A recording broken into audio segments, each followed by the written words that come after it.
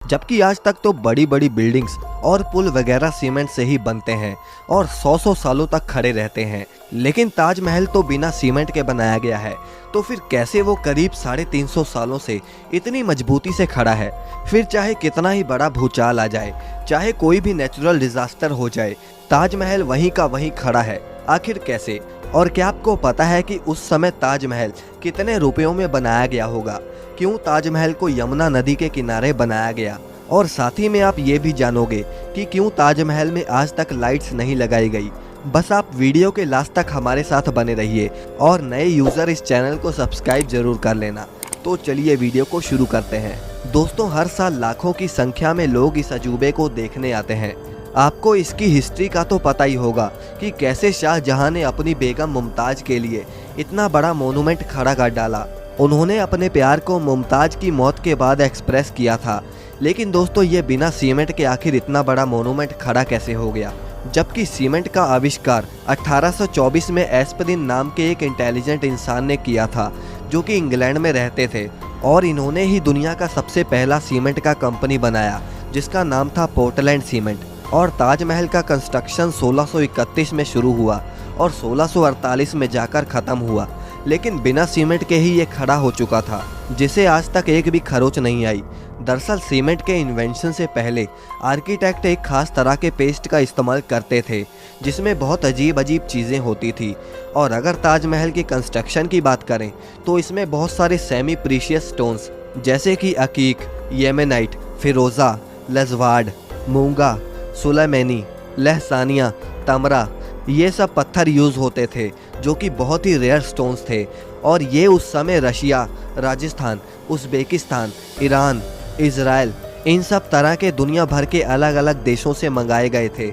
इसमें कुछ ultra rare stones भी यूज़ हुए थे, जैसे कि तिलाई, पाई-जहार, अजूबा, नखोड़, जो कि इतने रेयर हैं कि पता नहीं शाहजहां ने इन्हें कैसे अरेंज किया होगा। लेकिन जो भी उन्होंने किया वो तो एक काबिलियत तारीफ़ है। और तो और जो सीक्रेट पेस्ट ताजमहल को बनाने में इस्तेमाल होता था, उसमें गुड़, बतासा, बेलगरी का पानी जैसी और भी बहुत सारी चीज़ों को डालकर पेस्ट बनाया जाता था। और ये पेस्ट सीमेंट जितना ही स्ट्रॉन्ग होता था। दोस्तों, जहां बुर्ज खलीफा की नींव बड़े बड़े स्टील के पाइप से रखी गई, वहीं ताजमहल की नींव लकड़ियों से रखी गई थी। अब आप कहीं ये तो नहीं सोच रहे कि भला लकड़ी की नींव 370 साल से कैसे चल रही है?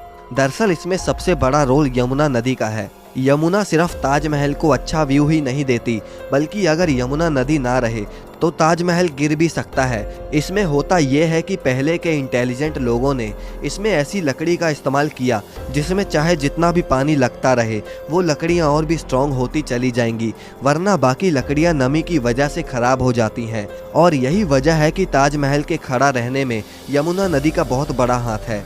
और अगर यमुना नदी सूख गई तो ताजमहल भी उसके बिना खड़ा नहीं रह पाएगा। अब दोस्तों, आपने देखा होगा कि ताजमहल के आसपास के चारों मीनार एक दूसरे से परपेंडिकुलर खड़े नहीं हैं। मतलब ये कि वो स्ट्रेट नहीं खड़े हैं, और ऐसा भी जानबूझकर किया गया था। दरअसल ऐसा इसलिए किया गया कि अगर कभी जोर का भूकंप आता भी है तो वो चारों मीनार ताजमहल से दूर गिर जाएं, और इस तरह भूकंप के झटके ताजमहल तक पहुंचने से पहले इन मीनारों में ही ऑब्जर्व हो जाएं, और इस तरह इस पर भूकंप का भी कोई असर नहीं होगा और वो सुरक्षित बच जाएगी।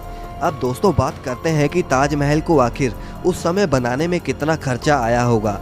आप जानते हैं कि उस समय 1 रुपए की कीमत भी बहुत ज़्यादा होती थी, और अगर इन्फ्लेशन के हिसाब से देखें तो आज ताजमहल की कॉस्ट आती है अप्रॉक्स 1 से लेकर 2 बिलियन डॉलर्स, यानी करीब 8,000 करोड़ से लेकर 10,000 करोड़ तक इस मोनूमेंट को बनाने में खर्चा हुआ है।